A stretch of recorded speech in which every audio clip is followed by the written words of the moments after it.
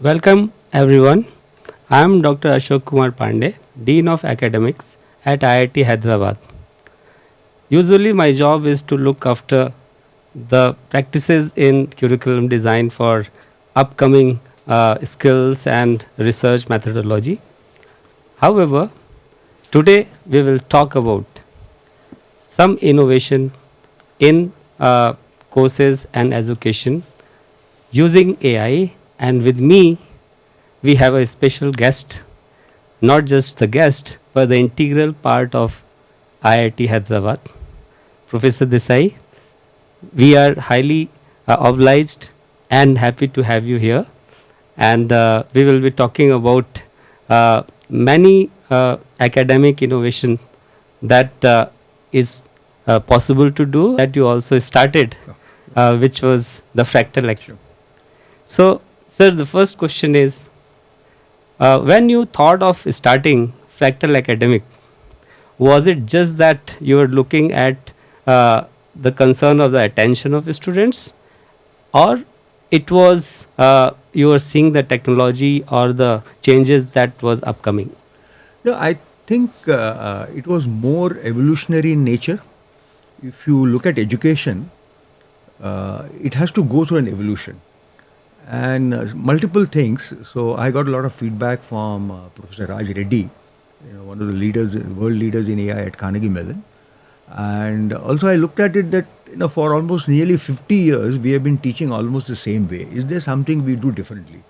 What we forget is that we are quite happy with the way things we are doing, but the students who are coming in, they're of different generation, and we are teaching them with the methodology and the processes, which are same as that was done 50 years ago. The typical semester system, quizzes, NSEMs, homeworks, etc., etc. So can we get out of that mold? I am not saying that Fractal was 100% success and was the final answer, but it was partly a beginning.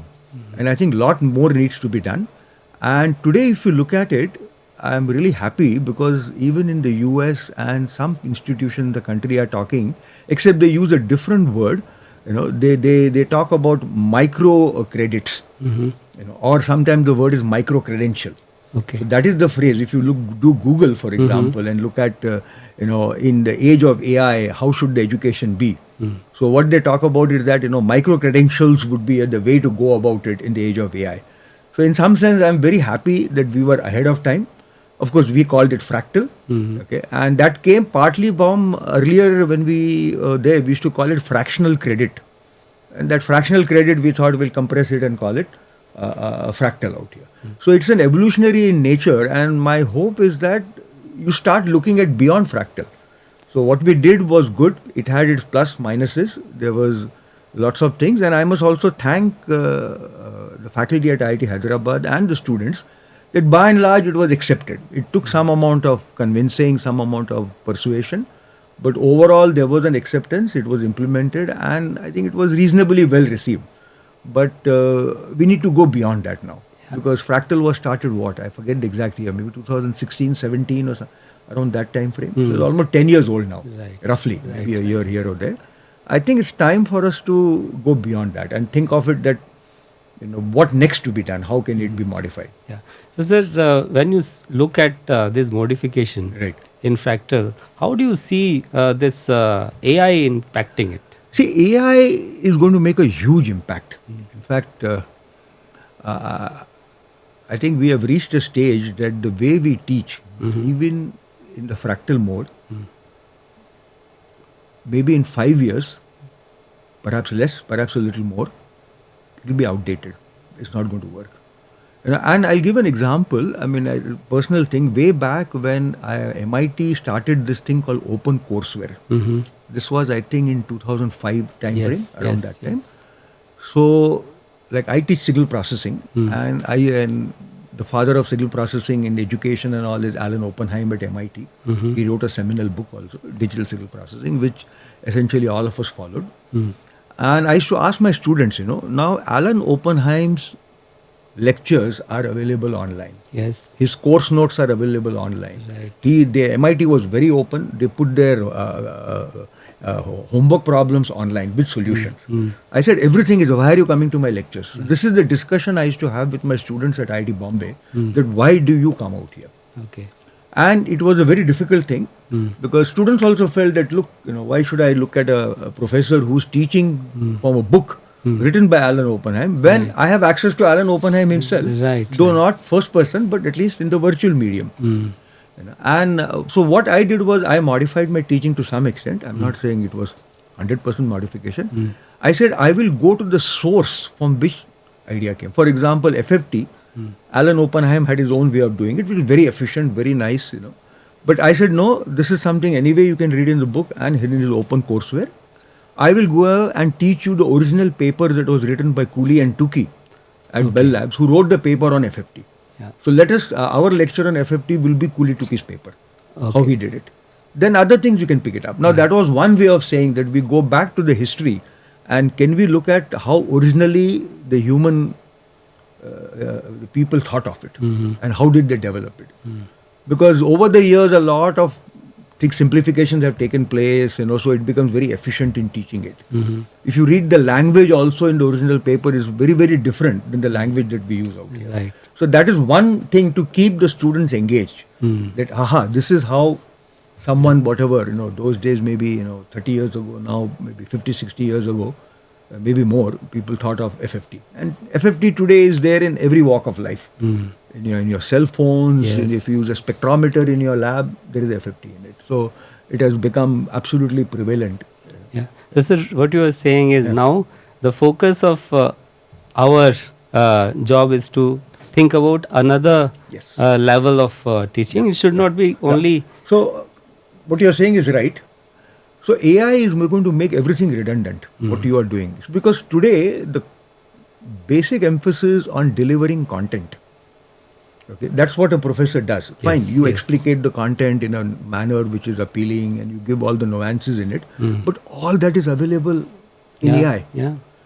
Today, if you want, you can go and type in either in Gemini or in ChatGPT, and I've heard Claude does even better. You can say, I need 20 slides on understanding Navier-Stokes equation. Since you're in mechanical engineering, I'm using that example. In my domain, one may say, I need 20 slides explaining Maxwell's equation. Within 2 minutes, you'll get those 20 slides. Okay. And what is happening, professors are now using that and lecturing. The students probably feel, hey, I already have it, why should I listen to you? What are you telling me more? That's true. So we have to ask is, what is it that we will impart to the student? Because content delivery is not going to make an impact. It is over. And ChatGPT can even verbalize it. It can even create a video out of it. Not just ChatGPT, it could be Gemini, whatever. There are so many AI platforms. So what is our role as a teacher? I don't have a full answer, but I would recommend, and this is what I recommend to many, we should have periodic brainstorming workshops at academic institutions like IIT Hyderabad, asking that rather than worrying about what AI is doing. You have no control over it. Don't worry. How best we can use and how do we evolve with the evolution of AI? And involve students also in that brainstorming session. Because finally, they are no longer passive recipient. Today, students are active recipients. So we should involve them. How things will change. Essentially, it will become, a totally experiential learning. Okay, so you have to create an experience in the classroom in the age of AI, which will be a fun thing to do, rather than explaining the process that this is Navier-Stokes equation, this is how you do it, or this is Maxwell's equation, this is how you solve it. That is all available. So, sir, as you were suggesting, you will be happy to know. Just 2 weeks before, we had first e-Baithak. E-Baithak means e-meet. Of all faculty member I invited and said that let's talk about how to immerse AI into our curriculum and different ideas. That's a good. So I'll tell you, we had very good suggestion. Fantastic. Starting with Professor Ranjit, for example, he gave a suggestion like, can we connect the problem from industry into that when we are teaching? Then Venkatesham told, can we make labs like a video will be the report. Rather than doing that. So, and at the end of the meeting, sir, the minutes were made in poster. The photo and the name of the faculty Wonderful. and doing what Wonderful. was the kind of thing No, that but you're now doing. you should execute some of them. Yeah. So what I would say is that nobody has the final solution. Uh-huh. You had a e-meeting, Yeah. okay, and a lot of good ideas came. Yes. Now, professors who gave the idea, you should tell them implement it. Yes. Yes. Because see, you are in an IIT where you have the freedom to implement. Many other institutions in the country don't have. They have to comply. Right. You have full freedom. Right. Okay. Another important fact is you have a student body which will be receptive to experimentation. Yeah, Because in many other institutions, the student body is more worried about the job. By and large, IIT students is not too worried because they feel they will get the job anyway. Yeah. Why worry so much? Yeah. So they will be ready for experimentation in your teaching. Yeah. So I would say all the ideas which were there, pick one faculty, Yes. preferably the faculty who suggested the idea Yes, because that is yes. his idea Yeah. or her idea. Yes. And there'll be some sense of ownership. Right. Tell them that pick one course, could be a fractal course, Yeah. non-fractal, whatever. Right. Implement that idea. Yes. Yes. Because you will be surprised. I tried that in some of my lectures. The ideas looked very good when I used to talk. When I tried doing it, there was a lot of chaos. A lot of problems were there. So there are two things. One is the idea, which is of course fundamental and most important. The other is execution. Yeah. And eventually execution matters. If you don't do proper execution, the idea does not go too far. So I would say take those ideas, Yeah. start implementing. Yes. So don't this- waste. Don't wait for somebody else. Yeah, Nobody yeah. else is going to implement. Yes, sir. So, sir, that will continue in bi-weekly meeting. So, whatever we do into that, so we will be presenting it. No, that is okay. See, what I'm saying is take a course and And start implement it. teaching it. Yeah. So pick any course of your choice. Like as he said, that the reports will be video Yes. as opposed to writing Yeah. reports. So tell that Venkatesham, if your faculty or you are teaching a lab next semester, okay, this semester is coming to an end. Right. So when you started in August, plan for it. You have 3 months to prepare. Right. You now modify your lab based on the suggestions you gave, Yeah. and see Yeah. what happens. Yes, sure, Same sir. thing what Ranjit was saying. Ask him that in your Right. course Yeah. in August, modify it and see what happens. So that will where a lot more learning will come. Yeah. Because then you will find out, oh, these are the problems. This is I can't do this. This is not working. This is the issue out here. And more ideas will come. Yeah, then. yeah. So, sir, coming to like when implementing, Right. maybe like some kind of suggestions related with that. So, when we talk about assessment, so like some of us also did some experiment. For example, in my course, vehicle dynamics I am teaching. So, 4 quizzes we have planned. 3 quizzes are all handwritten. And then also we have compared with AI evaluated and my evaluation. And then AI gives a very good report of the feedback. Correct. And I asked all my students that you do it and show me the comparison. And they were happily doing what I started also enjoying it. No, I think that's a very good thing that you did. Wonderful. But my general impression is that, see, evaluation is the evil that we practice because we don't have a better alternative. Yes, yes. If we can come up with an alternative which requires minimal evaluation, minimal exams, I think that will be the best thing. Okay. So what has happened, unfortunately, is that we started with evaluations, saying that, okay, this is like a test whether they have learned or not. Today, no longer that is a test of learning because real life is what is a bigger role.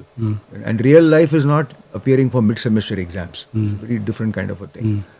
So one has to look at now profoundly different modes of evaluation. Yeah, right. In fact, one of the things I've been looking at is like going back in time to some extent. When I was a student, there was a person called J. Krishnamurti. And he was a big thinker. Okay. So he wrote lots of books on school education.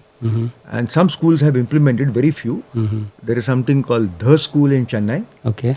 There's another school called Rishi Valley, which is in Chittoor district in current Andhra Pradesh.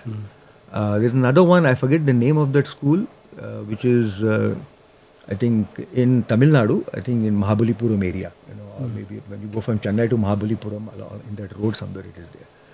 So it's a very different way. It was genuinely an experiential learning kind of thing. Okay. Now, graduates of that school are unlikely to crack JEE. They are not trained for that. Right. They are trained for learning and developing the mind. Yeah. So if you see a lot of artists, many of them have become artists. Okay. and gotten into creative pursuits rather than engineering pursuits or literary pursuits, things like that. Yeah. I think we need to look at some of those things. He had very minimal evaluation in the whole process. So he said, I don't want to subject students to this kind of stress. Exam is always stressful. Even when you take a driving test, you feel a little stressed, right? Right. Initially. But so any kind of test is stressful. So can we create an education system where there is minimal testing? And I think J. Krishnamurti did quite a bit of that. Perhaps we can look at it, though it was done for primary and secondary and higher school education. I think it has a lot of impact, and it can be modified, and the ideas can be utilized for even higher education. Okay. Yeah, sir, based on this, there is something which we call as modular learning, Right. which is outcome-based education. So, your thoughts, sir? See, I will tell you, I am not a big fan of outcome-based education. I think, in fact, it's a bad word in my book. Okay. See, moment you make it outcome-based, you are converting education institute into a factory. See, when I have a factory and I'm producing fans like this one, then that's the outcome. How many fans are produced, how many were defective, okay, how many were not faulty, how many fans I have sold, okay, what is the efficiency of each fan. So you can't treat human beings with these metrics. Right. This is the unfortunate thing which has come about in education. I am not very popular when I say that, because this outcome-based education word is very popular in India today. Everybody wants outcome-based. Right. And that is because there is excessive industry influence and interference in education. Okay. See, industry people have never taught. But why are they saying that? Because they want a ready-made product for their conveyor belt. Right. Every industry is effectively a conveyor belt. Right. So they feel that a graduate who comes from an educational institute should immediately fit into my conveyor belt and increase my production. Right. Now, that is not what you are meant for. You are an educator. Yes. Okay. So I think one should get away from this outcome-based thing. Okay. One should create an educational environment which is fun, Okay. where the student learns multitude of things. It is not that you are teaching a skill. Yes, if I am running a skill, like if I am teaching someone to be a fitter, how to file iron thing, how to do milling machine, how to use lathe machine, outcome-based thing is fine. So for an ITI kind of school, outcome-based thing is fine. Okay. For an IIT, that is a bad word. Yeah. That word should never be used in the India IIT context, outcome. Okay. Your outcome is you are creating citizens who are thinkers, citizens who will question the existing norm, Right. citizens who will fundamentally change things in the society. Yeah. You don't want to create things which will fit into the society. No. Yeah. These are the people who will change society. Yes. You are the thinkers who will tell you, this is what it is. Who will inject a new thought into society. And that is what IITs are meant for. Yeah. Yes, the factory which produces the fan, they have to put something so that the user is now happy with it. Right, I put a fan in my home, I feel cool. I put a AC in my room, I'm cool. Right. This is not what we are. We're not producing Right. fans or ACs. Right. And this is what industry is asking us to do. Right. Implicitly. Nobody says explicitly, but if you really think deeper into it, so get away from outcome-based education. That's why I brought up Krishnamurti. Krishnamurti does not talk of outcome. He says the child who goes... Satisfaction at the end. Satisfaction and experience. Yeah. See, what are you? What am I? What are anybody? We are a product of multitude of experiences. Some experiences have made a bigger impact on me. Some experiences have made a smaller impact. Yes. And I think that is what we need to create in an academic institution, is that it's a place for multitude of experience. And I'll give another example here. You ask any alumni of IIT. First thing they will say that only 25% of my education came from the classroom. Yeah. And we are obsessed with class. 75% of my education came from activities. Then why are we obsessed with classroom? Yes. Any alumni. In fact, as an extreme case, my batchmate, Shamik Mehta, I don't mind giving his name, he'll be quite happy. When we were discussing this, he said, what is 25%? 5% came from the classroom. So I was playing hockey, I was always on the hockey field. I rarely went to the classroom. He has done extremely well in life because he settled in the US, in Bay Area. In fact, he has donated some money back to IIT Kanpur. Okay. Very successful. Right. So all I'm saying is that we have to, IITs did create this great ecosystem. Can we improve on it? Right. And that is what we have to look at it, and not classroom. Outcome-based emphasizes those 1 hour or 2 hours or 3 hours in a week that you spend in a closed room. Okay. with a few people, and partly you are listening. Yeah. I think that is not what education should be. Yeah.